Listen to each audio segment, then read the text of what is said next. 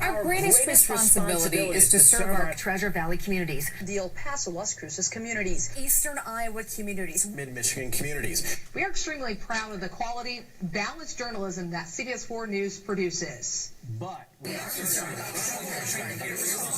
one-sided news stories plaguing our country. The sharing of biased and false news has become all too common on social media. More alarming, some media outlets publish these same fake stories without checking facts first. The sharing of biased and false news has become all too common on social media. More alarming, some media outlets publish these stories without checking facts first. Unfortunately, some members of the media use their platforms to push their own personal bias and agenda.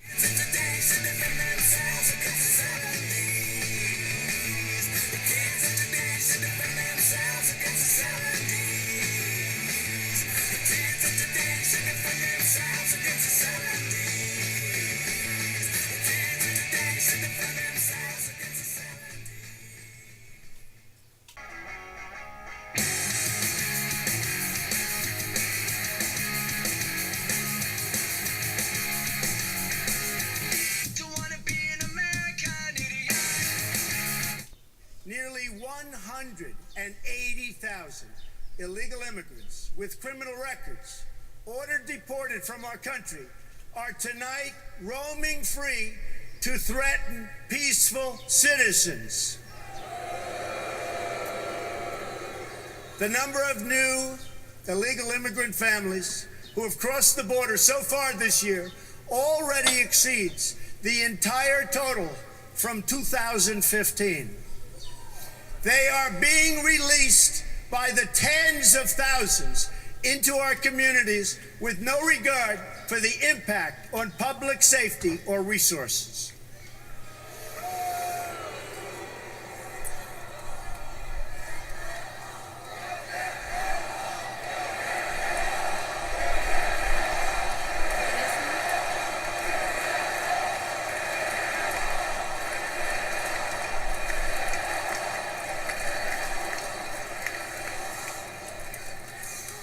One such border crosser was released and made his way to Nebraska. There, he ended the life of an innocent young girl named Sarah Root. She was 21 years old and was killed the day after graduating from college with a 4.0 grade point average, #1 in her class. Her killer was then released a second time, and he is now a fugitive from the law. I've met Sarah's beautiful family, But to this administration, their amazing daughter was just one more American life that wasn't worth protecting. No more.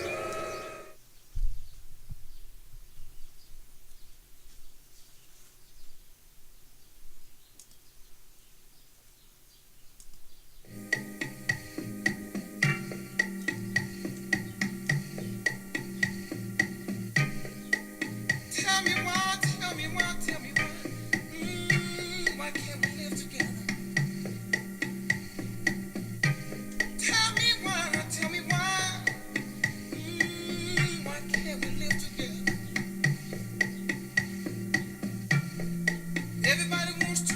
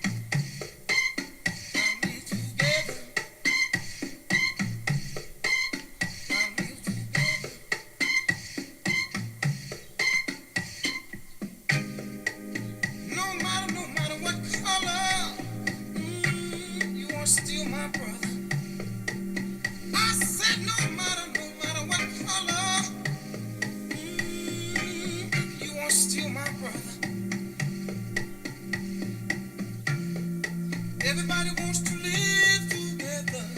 Why can't we live together?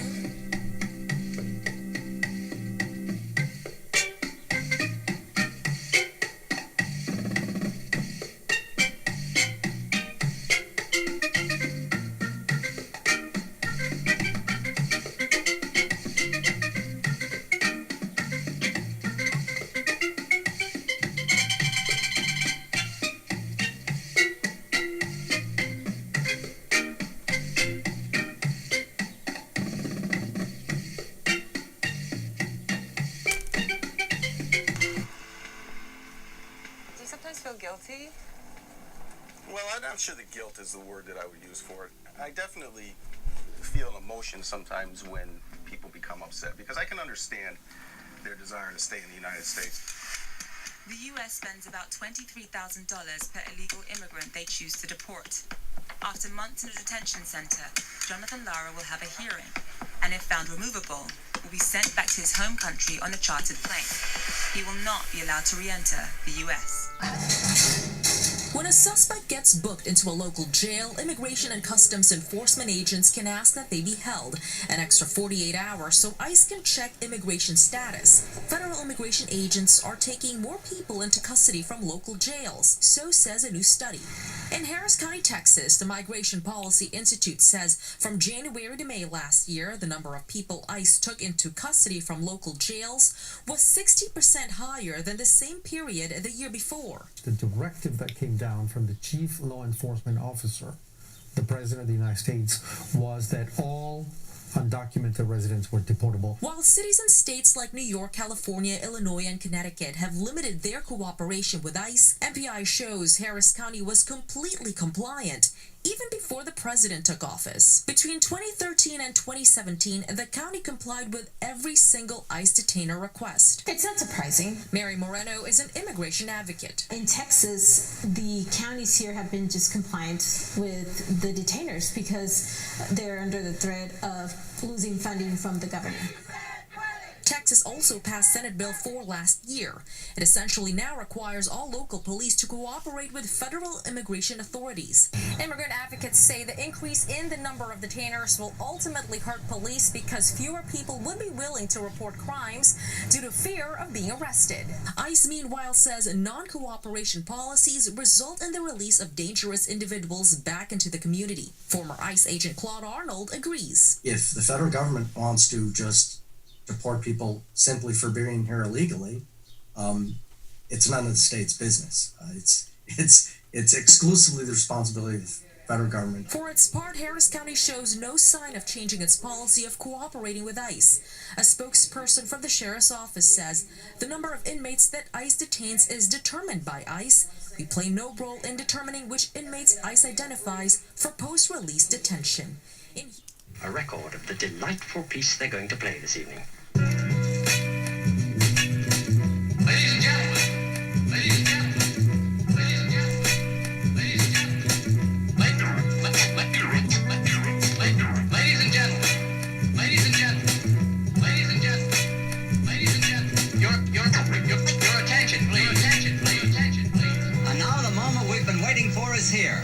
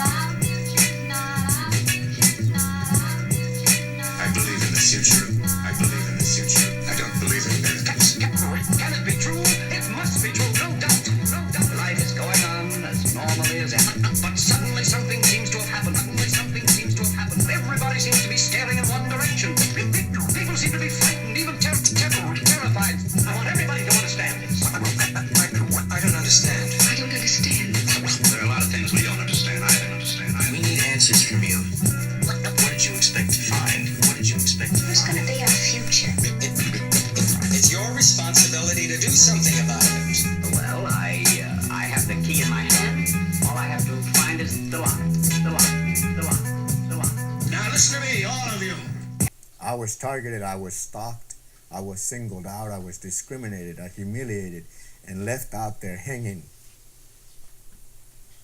after being done wrong. Do you have a warrant? Are you with ICE? Do you have a warrant for arrest? Do you have any identification? Do you have any identification that you can show them? So this. Excuse me, ma'am. Please step back. Picture right here. Who are you? You are not part of the court. We do not know you. Please back away from my husband. Please back away from our car before we call the cops. Yeah. It's very difficult to even put in words of what before and after. It's insane. It shouldn't happen. I never had expected to find myself in this situation because I'm a U.S. citizen. I never expected to be the victim. Monday morning, my wife and I were going to a court hearing that she was scheduled to appear to. As we were arriving near the courthouse, we saw a rally of people gathering around. As we got closer, I realized that it was the ACLU protesters. The lady approached me and asked me, "Excuse me, could I get your name?"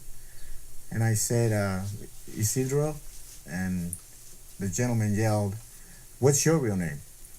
My wife says, "What do you need his name for? Who are you?" And then we started asking questions, why they want to know who I am, why they want to, do you have ID with you? Can we see your ID? What's your name, your full name? My wife started arguing with the guy. I was arguing with the lady. I was questioning them who they were. Could you tell me who you are? Why do you need my information? And as all that was going on, the lady said, "Well, I got a picture of you." And this and that. And my wife's like, "Well, show me that picture." The picture got in there. My wife saw it, and my wife got outraged because it wasn't me. I saw a gentleman that came on my left side, came towards the lady that I was arguing with the green hoodie. And he goes, "Can I see the photo?" So he took the phone from her. She handed him the phone. He looked at the phone, looked at me, handed the phone back to her, and he tapped her on the shoulder and says, "That's not him. Let's get out of here." And just like that, it was like, whew, they just all got in their cars and drove off. Nobody said anything. To now, they haven't said anything. I'm sure Oregonian or somebody else is questioning him, and they haven't. I think because they really messed up. The Latinos, Mexicans, illegal aliens, whatever you want to call it, demeaning to me, the way they use those phrases. We're citizens. You name it, we're people. This country is put together of citizens, of different minorities. There is growing fear that undocumented immigrants can be captured and detained in federal, state, and local courthouses. As 10 News reporter Matt Boone shows us, the guidelines were formalized despite objections of immigrant advocates. The number of courthouse arrests spiked in states like New York last year. Here locally, we reached out to ICE to see if they could provide us numbers. They couldn't, but said arrests in courthouses here appear infrequently. Still, the idea that one of their clients could be arrested on a completely unrelated matter has immigration attorneys worried. It's very difficult how to tell clients, yes, go forward, be witness in these criminal cases, but, oh, by the way, you might be removed on the process of doing that. Stephanie Alcala is an immigration lawyer who confirms such arrests have been rare locally, but just heard about one last year. I had never heard of that happening before, so simply hearing it mentioned once was kind of an increase in and of itself. The new directive clarifies the arrest policy in courthouses. It says undocumented family or friends accompanying someone to court would not be targeted absent special circumstances. However, it does target anyone with a removal order, which Alcala believes is too broad. It's very frustrating because there's many people that have immigration violations in their history, but are also victims of crimes. On its website, ICE says courthouse arrests have become a necessity in the era of sanctuary cities, writing, quote, some law enforcement agencies no longer honor ICE detainers. The effect of all of this, however, Alcala says, could frighten people from going to court. Some of these rights may be impinged by the fact that they may not freely go to the court system or legal systems because of this type of policy. And new at 10 tonight, there were new developments Wednesday in the story of Diego and Lisandro Claros. Tasmin, it all began last week when ICE agents detained the brothers following a regular checkup that they had set up with immigration officials in Baltimore. The undocumented teen informed immigration of his plans to head to North Carolina for college. 19-year-old Lisandro Claros Saravia was heading to college on a soccer scholarship. He and his 22-year-old brother Diego were detained when they checked in at the ICE Baltimore office last Friday. I mean, nothing had happened or anything like that, so we just thought it was going to be a normal day. I sent a letter. It had the scholarship I got and that I was accepted to the school and that I was getting enrolled, that I had gotten enrolled already. And so they asked if we could come, because we had to check in, and so they asked if we could come earlier. They took us to a back room, and then we waited for like 2 hours, and they came out, and they just said that they couldn't let us go because they couldn't let me go to another state and leave him on another state, because if they needed to catch us one day, it was going to be harder on them.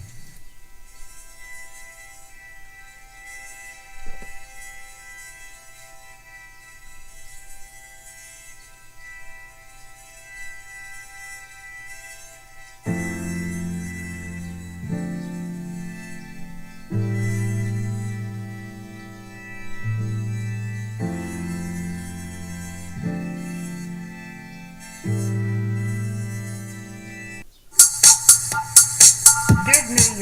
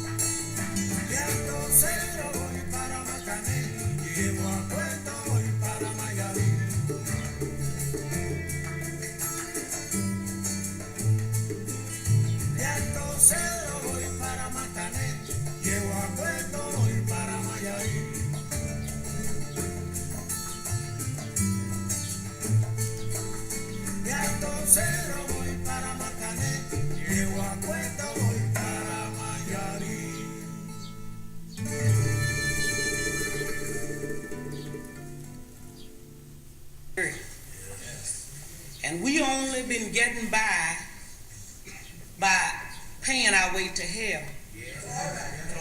But their time is out. He said, no, there's a cross for everyone, and there's a cross for me. This consecrated cross I'll bear, yes, till death shall set me free, and then go home, a crown to wear, for there's a crown for me. And it's no easy way out. We just got to wake up and face it, folks. And if I can face the issue, you can too. You see, the thing what's so pitiful now about it, the men been wanting to be the boss all of these years. And the ones that ain't up under the house is under the bed.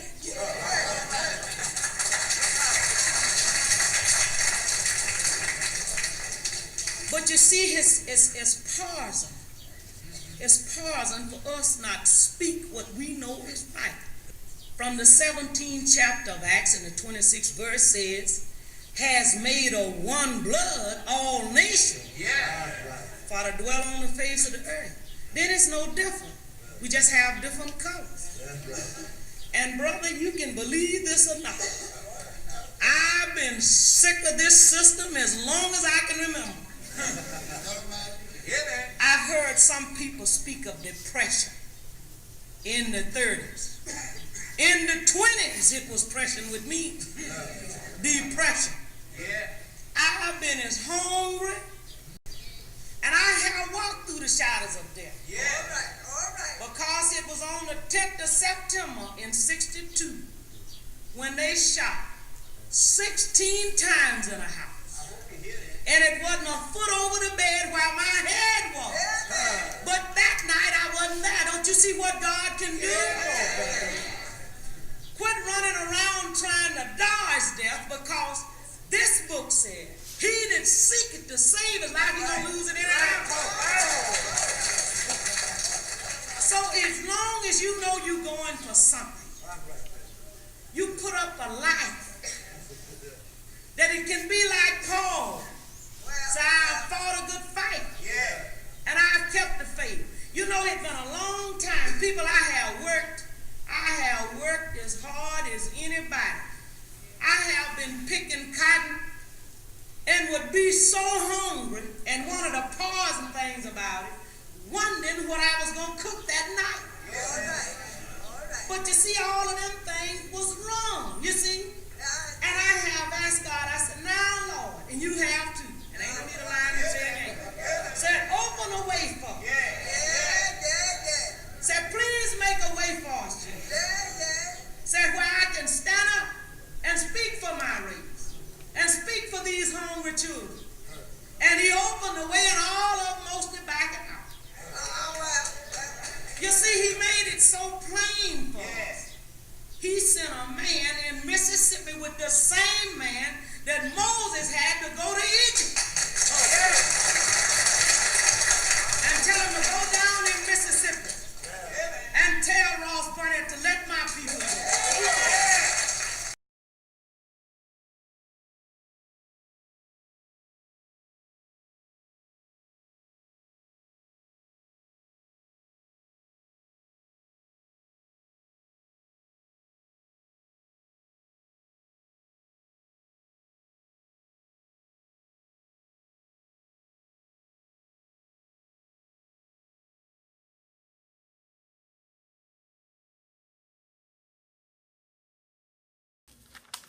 What information can you give a person who is being stopped, and in their opinion they're being unlawfully stopped by a police officer? What is the correct procedure for them to take in that situation? So again, a person that thinks they're being unlawfully stopped by a police officer, it's not from that person's perspective. Okay. It has to be, it's from the police officer's perspective. And the example that I give is that even though the citizen may think that they've done nothing wrong, the police officer may have information or gotten bad information that the individual did do something wrong. Citizens need to know that it's not, it's not there during a stop by the police. That's not the time to advocate for yourself. to let the police officer know that you're right and they're wrong. I tell people that you can be right, they can be wrong, you can end up dead, because the police officer doesn't know all the facts at the time in which they're stopping you. They believe that you engaged in some type of criminal or deviant activity, and they need you to comply. So the citizens have to comply at that time. It's against the law in most states for a person to resist an unlawful arrest. Okay. Meaning, so if a police officer is trying to arrest you unlawfully and you resist that unlawful arrest, you've now committed a crime. Okay. I had an issue online where this lady, she felt in the same thing. She felt like she was being unlawfully arrested. And the officers, two male officers, a few male, I think it had at least 3 people in the video, and they detained her and they tried to, arrest her, and she's resisting, and her clothes, all her boobs came out, she was exposed and stuff like that. Is it right for a male police officer to handle a female in that way? Well, of course. A lot of people think that, male police officers should not search females and things like that, but that's not the law and that's not the standard. If they're being searched within the police department prior to be putting into a cell, then maybe you want to have the same sex or gender officer.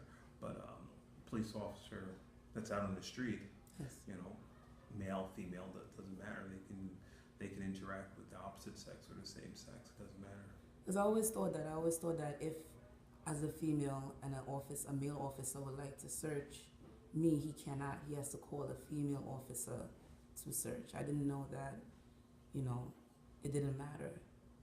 Right. So there's different things. There's rulings that's given by the United States Supreme Court that are applicable to all police officers throughout the United States. So that's one. And then the second thing, there could be some police departments that have standards that say, okay, if it's a male officer, we're not going to let male officers search females. However, that's a silly policy, because if you're a female and I'm a male and I'm going to arrest you and I believe you have a gun or a weapon or something, I have to wait until a female officer comes to get this gun or weapon off of you. So most police departments say that, in time life critical events where things are happening fast, if you believe the person has a weapon regardless of their gender, you can search them. Okay. You've mentioned that you work all over the United States teaching, different law enforcement agencies as far as like police brutality and stuff like that. So what are some groups that you could name that will be, as a civilian, I can take, or these people who do not know their rights, they could take to be aware of the rights that they have and how to handle it? Right, so in New York City, there's the Civilian Complaint Review Board, where they talk about how to file complaints against police officers. There's a national group, it's called NEFI, N-E-F-I, which is the National Excessive Force Institute. There's an organization called NOBLE, which is a national organization of black law enforcement executives. There's another organization called Black Cops Against Police Brutality. There's 100 black police officers, or 100 black law enforcement officers who care. So there's different organizations that talk about what your rights are, what you should do during a police encounter, what you can do when you get stopped by the police. But again, there's no one answer, because the laws are different, each situation is different. But what I say is that the ultimate goal should be to get away from that confrontation with your life. So you have to acquiesce, you have to comply with the law enforcement officer, and then go to another organization if you believe that your rights have been violated. Okay. And why do you feel like why is this information is not, I didn't know these organizations existed. So why do you think these things are not out there for the public to know? Well, again, some of them, we used to do them here on the college campus. We used to have groups come in. We used to have the district attorneys come in from Brooklyn, and judges and things would come in to the criminal justice program where they would give presentations like this. We don't do it any longer. That stuff is facilitated through the history department. But there's a local NAACP. There's local neighborhoods. Why people don't have the information, I don't know. maybe sometimes they don't ask, or maybe they're not in a circle of knowledge. If you're with someone that's not there, it's not that area, they may not know of those particular resources that are available. Okay. And then a misconception a misconception I had was that you needed the college credits, 60 college credits to become an officer, and you were explaining that you don't. All you needed is a high school or GED diploma. Right, so each police department sets their own standard. So New York City, they say you have to have 60 college credits. But however, out of 18,000 police departments in the United States, you only need a high school diploma or a GED. So the average police officer in the United States only has some college credits. The average police chief in the United States has a high school diploma or a GED. That's changing, but all of the liberal arts types of education that a lot of schools are trying to force on criminal justice students are not needed for them to be able, to be successful police officers or court officers or working in corrections. They just need a high school diploma or GED. Do you think that there should be a new or different way of how these officers are trained? Granted that you don't need the classes that they take, and they should change and make it more specific for what you're trying to do. But as far as physically handling civilians, or being sensitive to what's the needs, or being able to spot certain situations, for instance, I work with children and I'm a mandated reporter, so I have to know to pay attention to the sign of a child that's being abused, identify it and be able to report that. So do you feel should there be training and stuff like that towards the police department as well when it comes to dealing with the general public? I think that the training for police officers needs to change altogether. More training of the same exact thing is just going to give you more of the same thing, the same situations we're in now. People talk about the broken window theory of policing. They say that the window is broken, it needs replacing. It needs to be replaced with something else. But again, I think it's society's problem. Just like teaching, students will live down to your expectations. If you don't expect much from the students won't do much. Same thing with police in your community. If you don't expect much from the police in your community, you're not going to get much from the police in your community. While we can look at certain sections of the city or throughout the country where police will not act the same way or behave the same way in certain communities. So they know the communities where they can go and act a fool, right? Because they know the citizens aren't going to do anything, or they don't have the capital to make sure, or they don't have the resources to make sure that the police don't come into their communities and do certain things. So citizens have to get together. They have to demand what they want their police to do, what they want their police not to do, and they do that through voting, through their legislators, through their borough presidents. Same thing. If you have a professor in a class that's not doing what you think the professor should be doing, you need to have an avenue of recourse. But the average student doesn't want to take the time to go and to complain. Just like the average citizen is not going to take the time to go in and complain. The average citizen is not going to write to their congressman, to the legislator, or to the borough president. So you get what you got. Hi, my name is Mike Lisnowski. I'm a student here at Kingsborough. I retired from the Immigration Service of the United States in 2012. I worked for the Immigration Service from the year 2000 to 2012. First for the INS, which was Immigration and Naturalization Service, under the Department of Justice. In 2002, the INS split up into 3 divisions. I went to work for USCIS, which is under the Department of Homeland Security. The USCIS branch, we took care of giving out green cards to new immigrants, also approving citizenship for people who were trying to become citizens of the United States. My job title was ISO, which was an Immigration Services Officer, and also an acting Immigration Services Officer Supervisor. As an ISO, I did interviews to determine whether people qualified for green cards. As an acting supervisor, I supervised other officers who did these interviews, as well as taught classes on what to look for during the interview. views. What are your views on immigration? What are my views on immigration? Immigration is a good thing because you have to infuse new blood.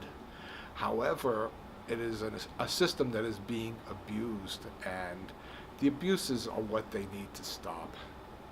Abuses meaning?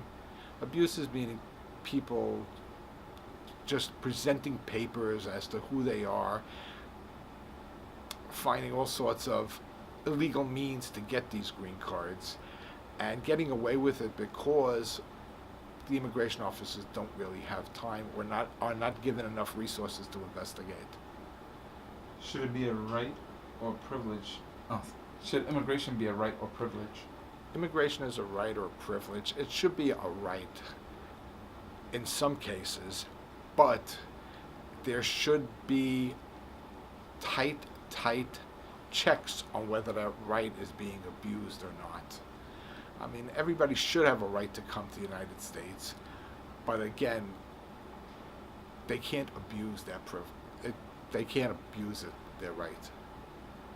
One common argument against immigration is that a government should use its resources to take care of its own rather than care for those from other countries. Do you deem that argument as valid? Is the argument valid that a government should take care of its own before it allows others in? It's somewhat correct, the argument, but you do always need new people. You need new ideas, and there are people out there in other countries that really are assets. They're not going to drain the resources of the United States.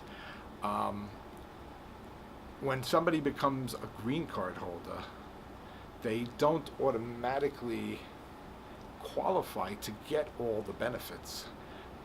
Till you get a green card, usually takes about 2 or 3 years, and until then, you're not really draining most of the resources. What level of knowledge do you have of the immigration laws within the U.S.? My level of knowledge of the laws is pretty intense. I went to school, the immigration school, FLETC as it's called, for a year, learning a year's worth of laws, just straight immigration laws, and I was also able to teach a lot of these laws. Do you believe the immigration laws within the U.S. are fair, and to what extent?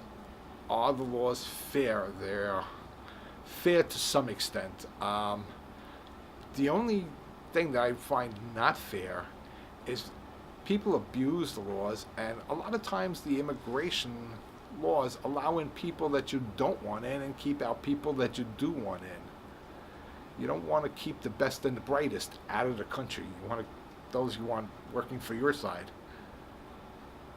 And anything else you like to add?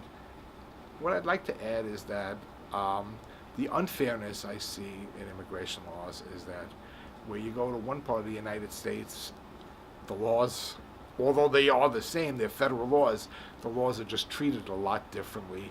It's so much easier to get a green card in New York or California or Florida than it is in the Midwest or in the South. Also, that certain groups are treated a lot differently. People of Cuban descent, people of El Salvadorian descent, they're treated so much softer in immigration policy than even somebody from Canada or England. And that doesn't seem very fair. Where do you get your... My name is Gabriel Kamenetsky, and I'm a student at Kingsborough Community College. Where do you get your news from? Mostly from word of mouth and news sources that I find credible, like on the internet. Where are your parents from? My parents, they're from Ukraine. They both moved here when they were in their 30s. Where are you from? I was born here, but I grew up in Ukraine. Do you believe the immigration laws are fair? No, I don't believe immigration laws are fair, and I believe this because I've experienced a lot of people who have been through the immigration process, like personally my grandparents, who have done nothing wrong but was still denied entry into the country because they're old, they can't give to the population as much as they take, and they're old people, you know. What level of knowledge do you have of the immigration laws? My knowledge of immigration laws just spans from what I've experienced in my life, which is, I feel to be fair enough to say that I know a good amount. Like, my mom is still going through the immigration process right now, trying to become a citizen. What do you think about immigration in general? I think immigration should be more loose, and there should be a bigger flow of people between country to country. And yeah, I understand that's dangerous, but at the end of the day, like, there's so much culture going around that you can really, like, you gain more than you lose in the end, honestly. There's more money going into the system, which is what we really need right now, and closing up our borders is not the best idea. My name is Ron Furman. I'm currently a student in Kingsborough. I'm 22 years old, born and raised in the Dominican Republic. Where do you get your news from? I get my news from my phone, internet sources. Where are your parents from? Well, my parents are currently, they was born in the Dominican Republic, both of them. Do you believe the immigration laws in the U.S. are fair? Do I think immigration laws is fair? I believe that it's not fair because everybody that comes here, they don't have their documents paper, and they don't have the same rights as many others. What level of knowledge do you have of the immigration laws?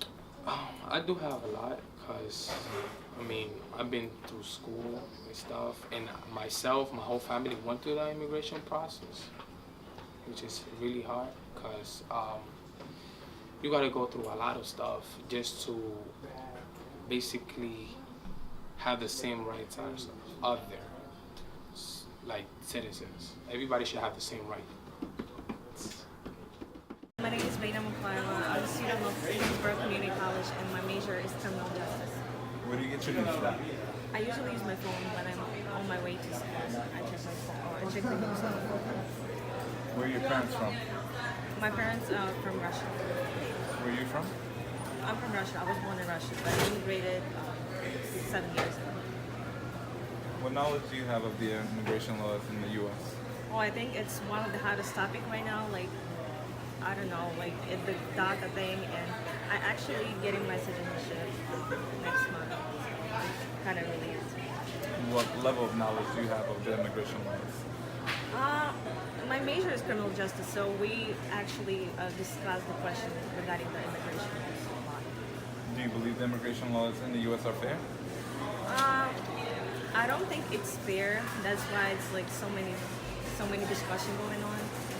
So yes, I think the immigration laws are not that fair because like all the discussions that's going on right now, like with the DACA thing, and I don't think it's fair.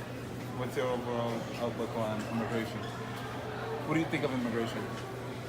I don't know. I think it's a good thing because immigration gives a chance for people like from poor countries to come here and follow their dreams. My name is Nicole Hope. I work in the registrar's office here at Kingsborough Community College. I am an enrollment registrar coordinator. I have been here for 16 years. What country are you from, and why did you choose to move to the U.S.? I am from Barbados. I didn't actually choose to come to the U.S. I was actually brought here because of situations. I was raised with my great-great-grandmother, and she passed away, and my mother resided in the United States, so I had to come here to live with her. Did you experience any cultural shock coming to the U.S.? Yes, I surely did experience cultural shock coming to the U.S. I was only 15 years old, so I had to go to high school, whereas a lot of people could not understand my accent. Usually you were mimicked a lot because people never understood you. So in result, I had to turn around and try to change my accent or speak slower so people can understand me. The cultures were different. You didn't have to wear a uniform. When you were here, you just wore regular clothes. The entire atmosphere was completely different, where I think it was more structured in Barbados as far as the school system is concerned compared to here. How do you feel about the immigration in the U.S.? How do I feel about the immigration here in the U.S.? I think it's a complex organization because if you come here illegally, it's such a thorough process. It's a long process. It's also an expensive process, and you can spend lots and lots of money and still be denied and deported back to your country. So it's like when you come here, if you're not legal, you basically have to make sure you're always on your P's and Q's and keep out of trouble and be prepared to spend a lot of money just to get status here. If it was one thing you can change, what would it be and why? As far as immigration is concerned, if there was one thing I could change, will be the process. Because for people coming here, because it's so lengthy, it makes it more difficult for people to obtain, legal status here. So the one thing I would change is to make the process shorter, and not just to let anybody in, to vet them the same way, but at least give more people opportunity with an easier and a shorter process.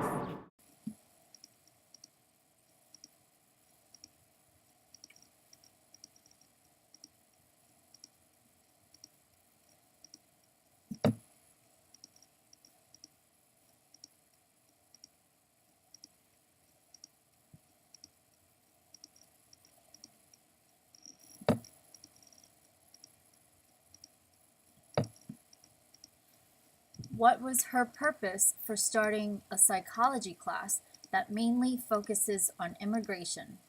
And what was it she hoped to achieve with this class?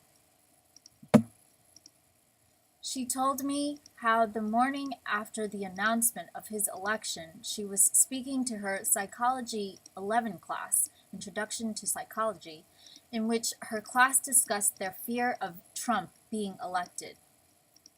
She remembers how her students who were Muslim were terrified that now Trump was president due, to put it in a kinder way, his unkind words towards Muslims. She wanted to show people how immigration today is unlike immigration 40 years ago. She believes if she can teach what it is like for immigrants when they arrive here, then maybe people will be more compassionate towards them. She wanted to address certain matters that immigrants encounter, such as racism and the belief that they steal our jobs. She wanted to break those beliefs and educate people about the truth. In addition, she wanted everyone to think of their own immigrant roots. Everyone has one unless they are of Native American descent. And lastly, she desired to show people what an immigrant has to do in comparison to someone that was born in the States. In class, you mentioned you believed people who were born in the United States have certain privileges that people who immigrated to the United States do not. Can you please elaborate on what privileges you believe they receive? And have you ever had first-hand experience that confirms your beliefs? Financial aid is automatically given to students who were born in the United States if needed. Unfortunately, if immigrants do not benefit from that, even if they may need financial aid to help pay for their education, they won't receive it. She spoke about how some people believe that DACA students receive help, but they don't. DACA students do not receive financial aid, nor do they receive any form of welfare. Furthermore, the most obvious privilege they have is their ability to speak fluent English. She spoke about how many people don't realize how lucky they are to be able to speak English. With the ability to speak fluent English, you are able to get better jobs. She explained that when her family immigrated from China, her father did not speak the language very well. The job he got was at a Chinese restaurant as a chef. She explained that working at a Chinese restaurant was very hard work. Her father would work from 8 a.m. until 11 p.m., 6 days per week. She told me how one summer when she was younger, she and her sister helped their father at the restaurant. She said that it was the most grueling work she ever had to do. She explained that she was constantly busy running around doing work, and the worst thing was there was no air conditioning in the restaurant, so it was really hot all day. Amidst the interview, she told me about the difficulties of her being a first-generation college student. Because her parents did not attend college, it was hard for her to get any good advice from her parents. They had not gone to college, therefore they don't know how to help her in that aspect. She told me that at first, she planned on going to school for accounting like her mother suggested, but after taking an introduction to psychology, she knew that she no longer wanted to study accounting, but instead wanted to study psychology. Once she decided on that, she told me she started to do some research and tried to figure out what subfields of psychology she would like to specialize in. In the end, she became very interested in social psychology, which is what she pursued. Can you tell me a bit more about your immigration experience and how do you think it helped shape the person you are today? She told me that all through elementary, junior high, and high school, she had experienced racism and discrimination because she is Chinese. When I asked for examples of what they would say, she told me they would use offensive Chinese racial slurs at her, such as Ching Chong, and some people would mock her saying she eats dogs. She further told me that there will always be racism and discrimination, but she learned that it doesn't mean she has to be silent and lay down and take what others say. She can stand up and speak for herself and others. Why she started the class, in addition to the other reasons, she wanted to give people a voice to let them express their thoughts and feelings. When I asked her how she believed this helped shape the person she is today, she responded she is saltier as a person. When she hears someone being offensive or racist towards another group and just being plain ignorant, sometimes she says she feels exhausted, that she likes to pick and choose her battles, and that may not be something she wants to fight. Other times, she does fight and speaks up for those.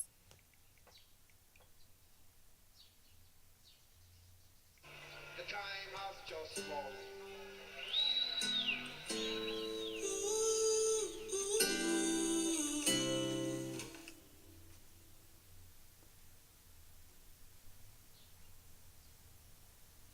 The sun shall not smite I by day, nor the moon by night, nor the pestilence that lurks in dark places, nor destruction that wasteth at noonday. The time hath just come. When I look at where I'm coming from, I know I'm blessed, and I close my eyes and smile. Sometimes I feel like the richest man in Babylon, and I've done my best, so everything's alright inside. Every morning I rise, I stare at the sun. I know it is a blessing, so when the evening comes, I lift up my eyes to this blessed old man, with my two hands in the air as far as I can.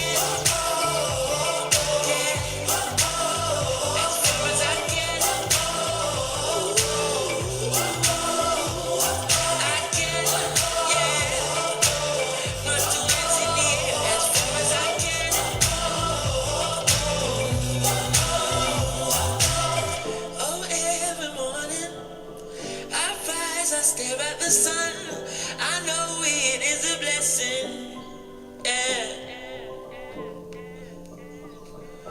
Lift up my eyes to this, I'm blessed, oh man.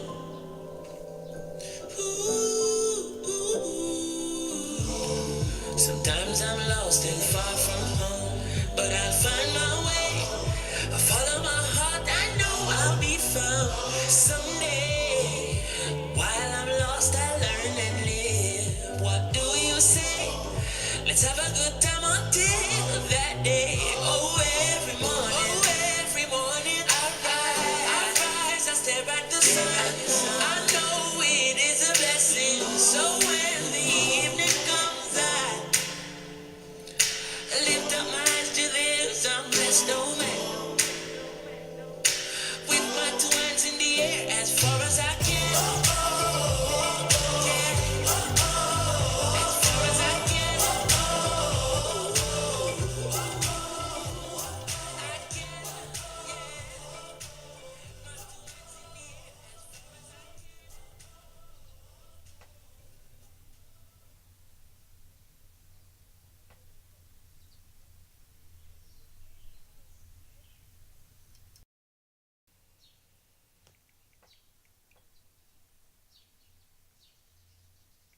The time has just come.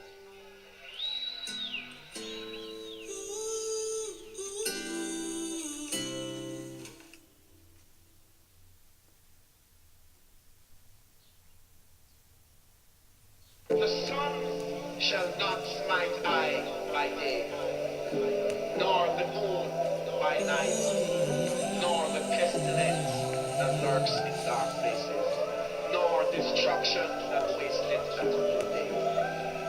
The time has just come. When I look at where I'm coming from, I know I'm blessed, and I close my eyes and smile. Sometimes I feel like the richest man in Babylon, and I've done my best, so everything's alright inside. Oh, every morning, I rise, I stare at the sun. I know it is a blessing, so when the evening comes, I lift up my eyes to this unblessed old man. With my two hands in the air as far as I can. As far as I can. I can, yeah. My two hands in the air as far as I can.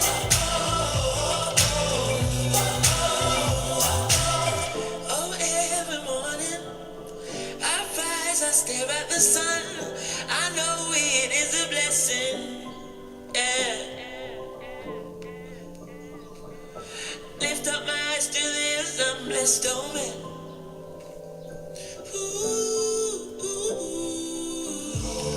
Sometimes I'm lost and far from home, but I'll find my way. I follow my heart, I know I'll be found someday. While I'm lost, I learn and live. What do you say? Let's have a good time until that day. Oh, every morning, I rise, I stare at the sun.